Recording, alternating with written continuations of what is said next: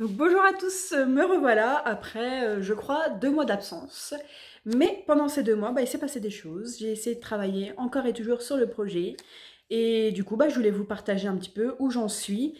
Et aussi peut-être un peu plus détaillé, j'ai fait une petite liste là, c'est pour ça que je regarde en bas. Un peu plus détaillé, en fait, vraiment toutes les étapes que j'ai traversées pour ce projet.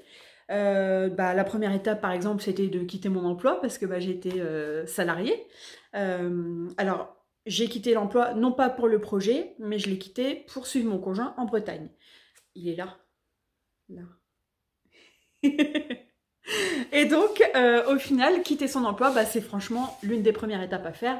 Après, on peut toujours commencer en fait son activité, son activité, commencer à travailler sur son projet d'abord, ensuite envisager de quitter son emploi. Il y a même des personnes, je pense, qui peuvent lancer une activité professionnelle en tant que responsable, en tant que entrepreneur, tout en gardant un emploi, je pense. Mais en tout cas, voilà, moi, comment j'ai fait et quelles étapes, en fait, j'ai pu franchir petit à petit. Donc d'abord, j'ai quitté mon emploi. Ensuite, j'ai déménagé. Et ensuite, du coup, la première chose à faire, c'était de m'inscrire au Pôle emploi pour avoir, en fait, mon chômage. Donc les ARE. J'ai mis un peu de temps en fait parce qu'au final j'ai fait l'erreur au départ de m'inscrire au Pôle emploi de ma région d'avant et finalement j'ai déménagé, du coup j'ai dû faire un transfert et ça a un peu compliqué les choses. Mais bon, après c'est revenu dans l'ordre.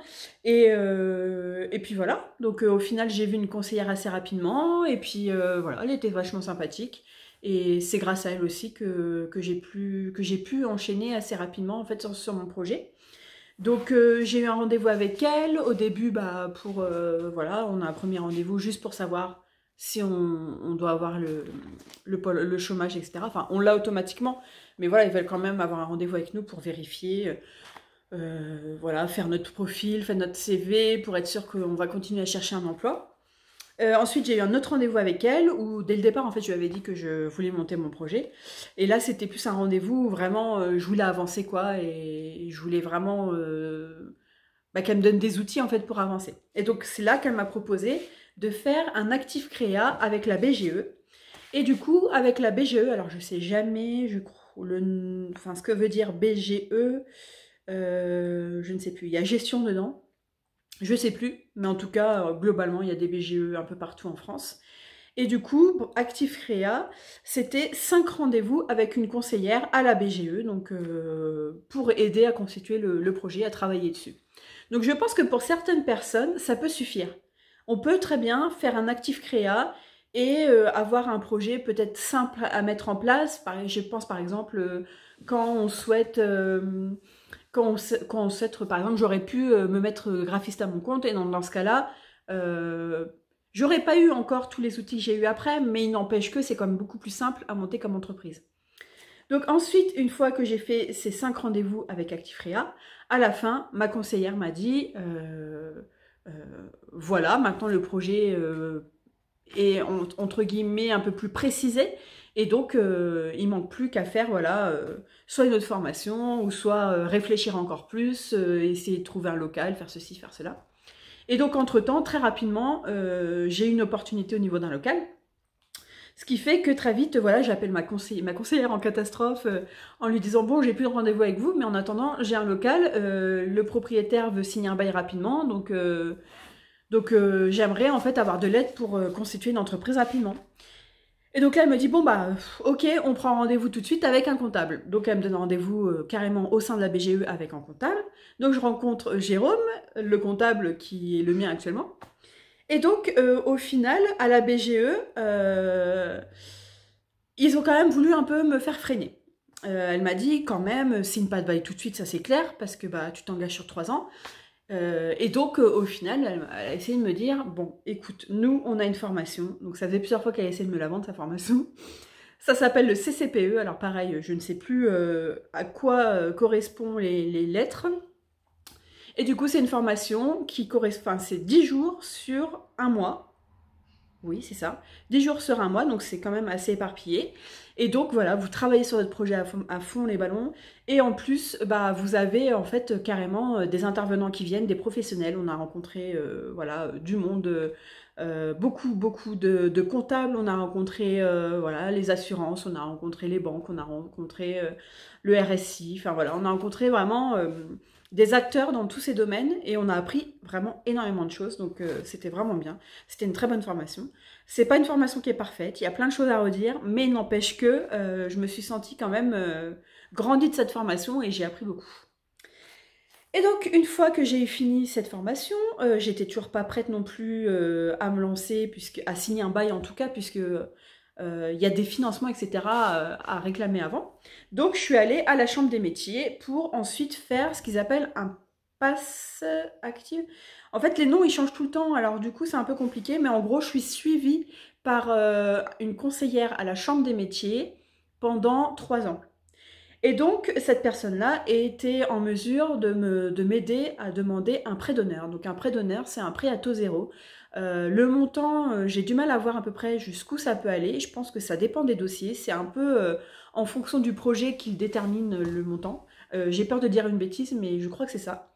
Et donc voilà, j'ai fait une demande avec cette personne pour être contactée par... Alors là, pour le coup, moi je suis en Bretagne, donc c'est Bretagne Active qui est revenu vers moi. Et donc voilà, au bout d'un moment, je crois que je vais devoir passer encore devant un jury pour présenter mon projet. Et en attendant, bah, depuis ces 2 mois, j'ai eu d'autres projets sur lesquels je travaillais avec mon conjoint. Et donc là, je m'y suis remise à fond il y a peut-être un mois. Oui, un mois, un peu moins d'un mois. Et du coup, bah là, le projet, c'est bah, présenter le projet aux banques. Donc j'ai le prévisionnel de mon comptable. Donc c'est bien parce que moi, avec la BGE, pendant la formation, j'ai carrément fait un business plan, donc un dossier de plus de 20 pages où vraiment on explique tout, on explique plein de choses sur le projet, on présente tout, on présente moi, qui je suis, on présente le projet, qu'est-ce qu'il est, on présente beaucoup de chiffres, voilà, on présente voilà, l'étude de marché, voilà, c'est vraiment un dossier complet, un business plan complet qu'on a pu constituer. Et ensuite, à partir de ce business plan, j'ai mon comptable qui a fait un prévisionnel qui est un peu plus concis et du coup plus adapté aux banques, puisque voilà, ça rentre un peu moins dans les détails sur certaines choses qui n'intéressent pas toujours les banques. Et voilà. Et donc avec ces deux dossiers, en fait, j'ai commencé à rencontrer des banques. Alors malheureusement, mon comptable qui avait des contacts m'a dit bon bah écoute, à la CIC, il trouve que ton emplacement est un peu dangereux, donc j'ai même pas eu de rendez-vous avec eux, direct ils voulaient pas s'engager. Après, il m'avait donné un contact au Crédit Mutuel de Bretagne, donc je suis allée à un rendez-vous. Donc c'était un peu stressant puisque au final je m'attendais à être voilà un peu tranquille en rendez-vous avec juste une conseillère bancaire pro et en fin de compte ils étaient deux donc c'était un peu plus enfin j'avais pas l'impression d'être devant un jury mais j'ai senti un peu plus de pression. Et également, voilà, tout de suite, ils m'ont dit, bon, écoutez, le problème, c'est que l'emplacement est pas terrible. Et aussi, vous n'avez pas forcément beaucoup d'expérience dans le domaine. Vous n'êtes pas cuisinière, vous n'avez jamais vraiment travaillé dans un restaurant. Ce qui est faux, hein, ma première expérience professionnelle était dans un restaurant, et pas des moindres, c'était dans un centre d'attraction, donc, enfin un parc d'attractions. Donc voilà, c'était des contraintes encore plus difficiles, une hygiène encore plus carrée, etc. Donc voilà, j'estime que quand même j'ai enfin voilà, et en plus j'aide mon conjoint dans ses restaurants, donc j'ai de l'expérience, mais c'est vrai que j'ai l'impression que pour les banques aujourd'hui c'est très compliqué.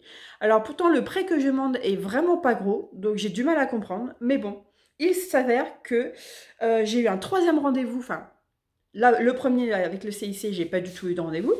Le deuxième avec le Crédit Mutuel, donc ils m'ont très vite répondu, donc c'est passé devant une commission, ils n'ont pas accepté mon dossier. Le troisième, donc j'ai eu rendez-vous avec le Crédit Agricole et là, je suis tombée sur une personne, comment vous dire, j'ai pas du tout apprécié, voilà, on s'est pas forcément très plus l'un et l'autre et ça s'est bien senti. Parce que voilà, le mec, il arrive, il se présente en 2 secondes. Donc moi, je m'appelle Untel, je travaille ici depuis 4 ans et je m'occupe des dossiers pro. Voilà, sa présentation. Donc qu'est-ce que j'ai fait? Bah, j'ai fait une présentation très courte. voilà, voici mon nom, je suis graphiste à la base et j'ai quitté mon emploi, j'ai suivi mon conjoint en Bretagne. Et donc, très vite, je me suis dit, bon, bah, c'est le meilleur moment pour lancer mon projet qui me trotte en tête depuis 7 ans. Et le gars, je ne sais pas si c'est ma présentation ou si c'est le fait qu'il avait déjà le business plan en main, il avait déjà le prévisionnel en main puisque je les envoie toujours par mail avant pour qu'ils puissent les étudier. Et en gros, il était déjà décidé en fait. Donc à un moment, il me dit oui, vous savez, moi je suis quelqu'un de très franc, donc je vais vous le dire clairement, je ne financerai pas votre projet. Alors je regarde, je dis bah en fait, qu'est-ce qu'on fait là? Pourquoi on a un rendez-vous? Est-ce que c'est pas une perte de temps pour nous deux en fait? Et donc il me dit non, mais vous voyez, c'est pour vous entraîner, je vais essayer de vous donner des conseils pour vous vendre mieux aux banques, etc. Mais ok, enfin bref, vous avez compris que ça m'a pas du tout plu et qu'on a quand même échangé pendant 1 heure et que voilà, et que j'avais des arguments en béton pourtant, j'ai contré tous ces... Enfin, il avait des craintes, c'était encore et toujours les mêmes, l'emplacement ceci, l'emplacement cela, et puis ci, et puis ça. Et à chaque fois, j'ai pu en fait contre-argumenter parce que j'avais des très bons arguments, je lui expliquais tout. Et à la fin, j'ai bien vu qu'il avait plus rien à me dire et qu'il se sentait un peu bête, mais voilà, il n'a pas changé d'avis, et tant pis. Et du coup, ça m'a laissé penser quand même qu'il y avait peut-être d'autres choses derrière. Peut-être que voilà, dans les banques, il y a aussi des quotas et que certains projets ne passent pas parce que au bout d'un moment, ils veulent peut-être des projets plus gros avec des plus gros investissements ou inversement. Et moi, je suis peut-être tombée à un moment où ils veulent des gros projets avec des gens qui rachètent des fonds de commerce à 100 000 euros. Et moi, j'arrive avec mon projet à moins de 25 000 euros, beaucoup moins de 25 000 euros. Et du coup, bah voilà, peut-être que ça l'intéressait pas, tout simplement. Et récemment, j'ai eu un rendez-vous avec la caisse d'épargne et ça s'est très bien passé. Donc, j'attends une réponse. On croise les doigts. Mais toujours est-il que voilà où en est mon projet. C'est une question de banque. J'ai besoin de financement. Et clairement, les banques, c'est pas aussi facile qu'on pourrait le croire. Je savais déjà qu'il allait falloir prouver que le projet tenait la route et qu'il était sympa et qu'il était viable et qu'il allait plaire à beaucoup de monde. Mais à ce point-là, j'aurais pas cru. Parce que aussi bien, j'ai l'impression que pour acheter une maison, c'est en claquant des doigts qu'on peut avoir un prêt. Enfin, en tout cas pour moi, ça a été assez facile quand je l'ai fait. Mais pour mon projet professionnel, bah voilà, je suis un peu bloquée. Donc là, j'en suis déjà voilà, à 3 rendez-vous et demi, on va dire, bancaires. J'en ai encore d'autres de prévus et je me démoralise pas, mais c'est vrai que voilà, quand on entend un peu toujours la même chose. Et là, pour le coup, la caisse d'épargne, alors c'était pas l'emplacement, c'était pas mon manque d'expérience dans le domaine, c'était le fait que mon conjoint ait beaucoup de restaurants et qu'elle ait peur que en fait, ce soit trop difficile de lancer autant de restaurants d'un coup. Et donc, voilà. Donc, à chaque fois, il y a une excuse différente. Après, j'attends sa réponse. Peut-être que je serai financée, peut-être pas. Peut-être qu'il va falloir que je fasse 15 rendez-vous avant d'avoir quelque chose. Mais en tout cas, je me démonte pas. Et puis voilà. Après, honnêtement, c'est peut-être faisable sans banque, parce que comme je vous dis, je compte pas faire un investissement incroyable, je compte pas acheter tous mes meubles neufs, toute ma cuisine neuve, et puis voilà. Je compte beaucoup utiliser de la récup, donc je me dis qu'il y a peut-être moyen de trouver un moyen de financer seul ou avec la famille, avec les amis, je ne sais pas. Mais en tout cas, c'est vrai que dans l'idéal, j'aimerais mieux avoir un bon prêt comme tout le monde et puis être, voilà, c'est étudié comme ça, c'est étudié pour avoir, voilà, tous les frais pris en charge. Vraiment, on a calculé toutes les charges qu'il pourrait y avoir, on a calculé les éventualités que pendant 3 mois, pour une raison ou une autre, je n'ai pas d'activité du tout. Enfin bref, voilà, quand vous rentrez un peu dans le domaine, quand vous faites des formations comme j'ai pu les faire, comme à la BGE, c'est vrai que c'est très très formateur et on en apprend beaucoup sur le métier de chef d'entreprise en fait. On apprend ce que c'est un chef d'entreprise, toutes les casquettes qu'on doit avoir, toutes les difficultés aussi des choses parce que bah que ce soit salarié ou chef d'entreprise, il y a des avantages, il y a des inconvénients et du coup voilà, j'ai appris tout ça. Et puis bah le projet avance quand même et je vous tiens au courant. Et voilà, en attendant, c'est vrai que j'ai un peu de mal à trop me projeter et à trop déjà acheter de choses. Les travaux du local ne sont pas encore terminés, donc j'ai encore un peu de temps. Mais c'est vrai que j'ai un peu peur de... Niveau timing, là, je me dis, faudrait vraiment que j'ai une réponse rapidement des banques, que j'ai au moins une banque qui me finance pour pouvoir vraiment me lancer corps et âme dans ce projet et vraiment débuter voilà, tous les achats que j'ai à faire et puis travailler sur la déco et tout ça. Enfin bref, sur la carte La carte au moins on peut déjà commencer à travailler dessus, hein. On teste des recettes, mais c'est vrai que voilà, sur d'autres choses c'est un peu plus stressant. Et j'ai aussi rendez-vous avec Bretagne Active pour ce fameux prêt d'honneur, sauf que voilà, si j'ai pas de banque, ça servira à rien.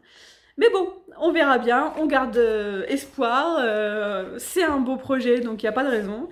Et puis voilà, je pense que j'ai fait le tour, j'ai beaucoup blablaté, mais je pense que c'était utile et intéressant, vous me direz. Si vous avez des questions, n'hésitez pas.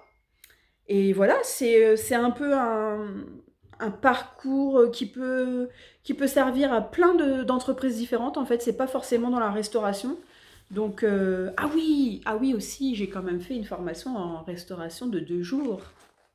Donc j'ai été faire un buffet, une formation qui s'appelle buffet vegan sucré-salé.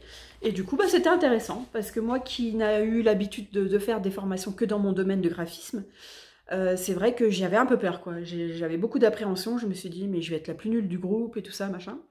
Et bien, figurez-vous que j'étais parmi les meilleurs parce que j'étais déjà expérimentée dans le milieu vegan. Donc voilà, je suis assez fière de moi parce que voilà, j'ai réussi à faire une formation dans un domaine que je connais quand même, la restauration, mais voilà, j'étais quand même un peu plus stressée et finalement ça s'est super bien passé. J'ai quand même appris des petites choses, mais honnêtement, voilà, je me suis surtout rendu compte que j'avais quand même beaucoup de connaissances en cuisine végane, donc en végétarienne encore plus, et du coup voilà. Donc j'ai fait un petit écart à la fin, mais sinon je vous dis à bientôt. Et puis voilà, rendez-vous pour les aventures de chez Mila, jusqu'où allons-nous aller. À bientôt!